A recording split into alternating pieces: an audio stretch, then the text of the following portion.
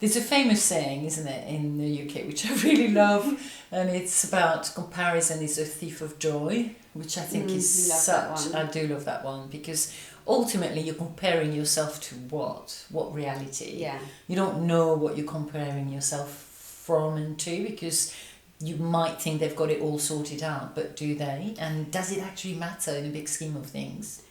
No. No is the answer. And of course, every business is different. So, you're comparing yourself to someone that's in maybe a different location, different environment, different setting, different team size, different treatment offering. So you're not the same in any circumstance at all. And I think actually when we recently had our members event, that came up where we were talking about marketing, and one of the guys there who's a barber was saying what he does for marketing, and then someone else said, well, I don't do that, know, and then you pointed out, but this guy's got a couple of businesses as well, so actually and he's in London, and you're based in the village, and you're going to be different. So I mean, of course, if someone's open down the road and you're comparing yourself to them, but equally it's so important to just find your own identity, be confident in why you're doing what you're doing, what you're offering and why, and who you are. Yeah, but that's difficult. When you keep comparing, for me, there's an element of somewhere along the line you're not happy with where you're at, or you're frustrated. So those frustration comes across as, I'm having to search for answers everywhere else but where I'm at the moment. And perhaps it's more of a deeper issue into what the frustrations that are bringing kind of a mindset that's going to make you compare, or you're thinking, okay, I'm going to start nicely the day, and then suddenly you look on Instagram and you're like, oh, I haven't done this and I should have done that, and it just becomes a complete mindset shift, really. Yeah, it and is. You're letting it happen. Yeah, exactly. And I think, the answer... I used to really stand by the fact that I wouldn't watch what other people were doing. Yeah. Definitely within my area. Don't get me wrong, you're interested in the industry and you look what's happening, and, there might be, say, where I was based in Colchester, there might be, a business in London. I think, wow, I love the way they've done that or this, or... exploring what other people are doing, but not to be in that mindset of, oh my goodness, now because the salon down the road's done that, I need to do it, or that owner isn't in the business, so because it might be that you don't want to get out of the business, it might be that you're completely happy, but they're not in it, so should I be doing this or should I be doing that? Whereas actually, I think it is a confidence thing as well. Like you said, mindset, maybe a bit of confidence that you feel comfortable and happy in what you're doing. Now, that's not to say like that's relative to the way you're operating the business or how you're doing that, but just in general standards of that owner seems to have all that together. And like you said, sometimes appearances are deceiving as well. Yeah, you don't know. You don't know the Instagram life, do you? No. That basically gives you the whole good aspect of the business, but behind the scene it could be a completely different story. Yeah. But I think there's an element as well when you keep comparing yourself. It should never shake the foundation so much. No. That you've built for so long and suddenly everything is shaken, because in a way, in my days, we didn't have, Google. Like I'm a dinosaur according to my daughters, because we didn't have Google, Facebook or whatever. So you didn't really compare yourself so much. No. You had less information.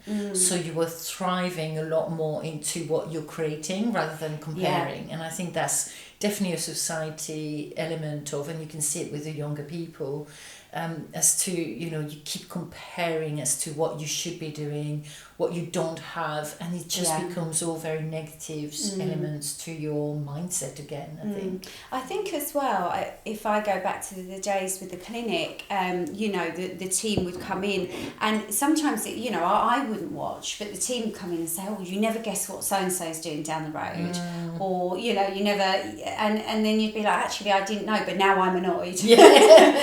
Now what I are see they doing?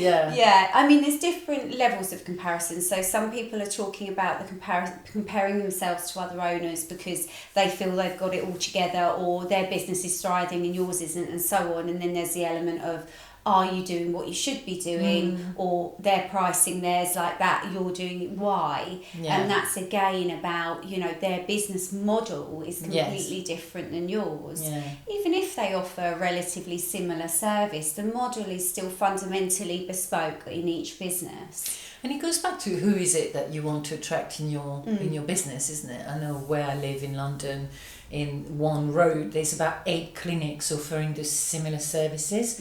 One of them saying, if you find somewhere cheaper, I was like, well, I've got the choice. You know, you can, you know, we'll match the price and blah, blah, blah. So you're like, how on earth can they survive when it's such fierce competition?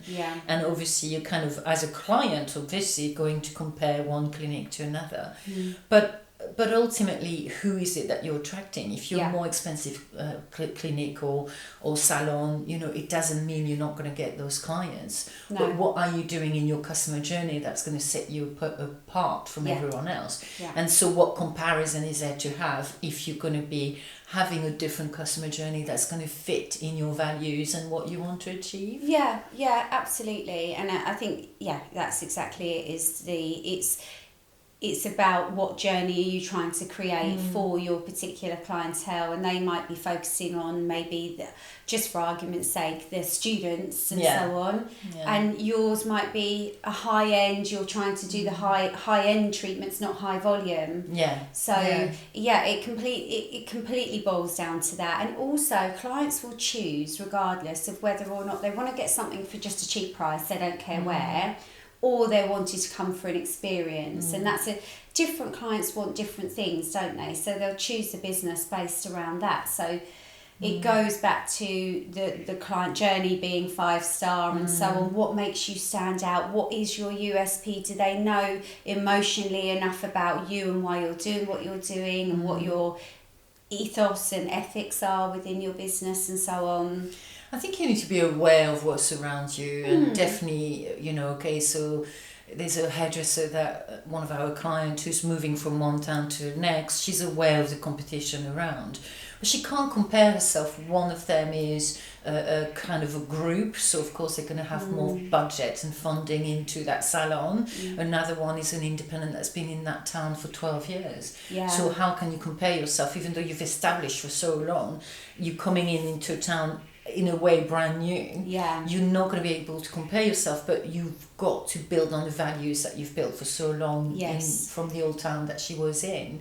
So the comparison, I think there's definitely an element of you being aware of what's going on around you to position yourself, but ultimately it just doesn't really do anything to the mindset, to the way you're functioning. It really doesn't. It really doesn't. If you get drawn into that, to that constant checking, constant looking, constant thinking you're maybe not good enough, or doing things because they seem so much more successful, or they're growing it quicker, or whatever it may be, it doesn't help you in any way. So I've got someone who was saying, you know, but this person won an award and you know I should be, but it's like, but when we discussed your strategy, not one aspect of that strategy was winning an award.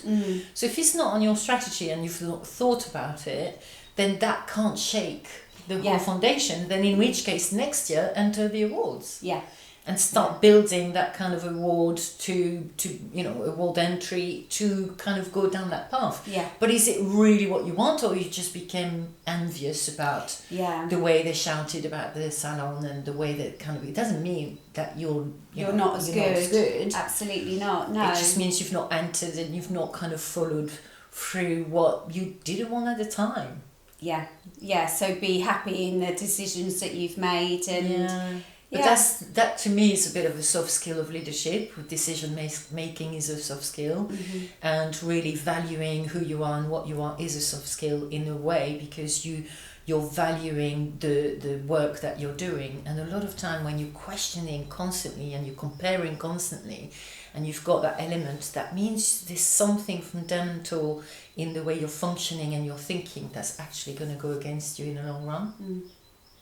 So all you have to do now is press the subscribe button and join us every week for an Insight Chat. And if you have any burning questions that we haven't yet answered, then just pop in the comments below or send us an email and we can include them in one of our weekly chats.